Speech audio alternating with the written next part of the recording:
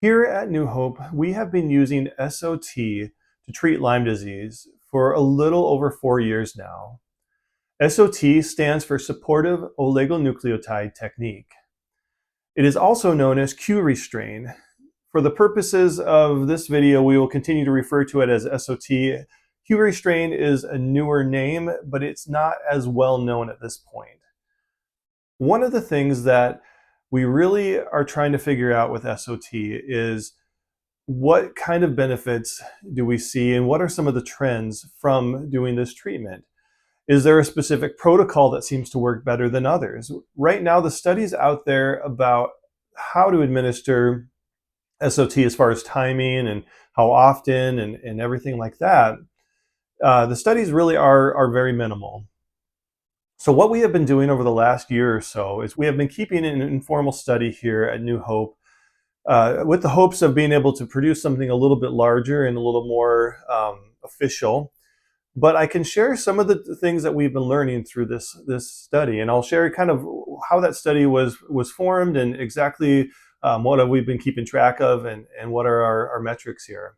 It's really been a pretty simple study. What we have been doing is before we have a patient that receives SOT, they need to have had a positive test for Lyme or co-infections.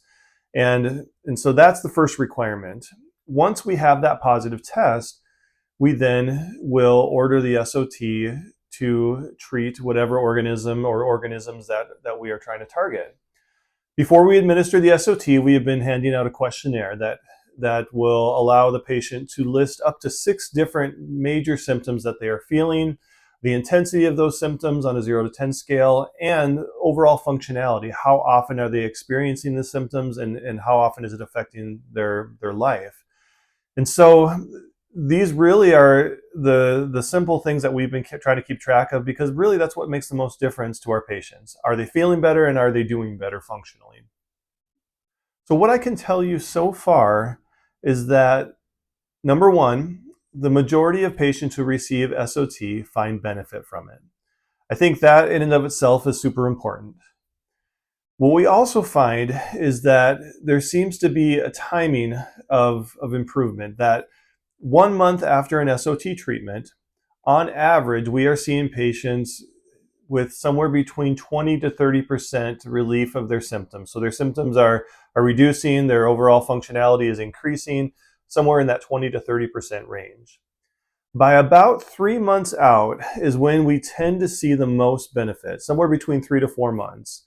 And for the average patient, we have been seeing somewhere close to 40 or 50% improvement in that time frame. Keeping in mind that there are some patients who are getting more relief than that and more benefit, and there certainly are some that are getting less. So we're looking at it as an average, we are seeing about 3 months out, 40 to 50% improvement overall. We also have been finding that between 3 months and 6 months out, that most patients are starting to feel some symptoms return. There are still some patients, again, that are continuing to feel the benefit and are not getting worse at that point, and some that are still getting better. But on average, most patients are starting to feel some worsening of symptoms. And what that generally will tell us is that we need to go ahead and do additional treatment.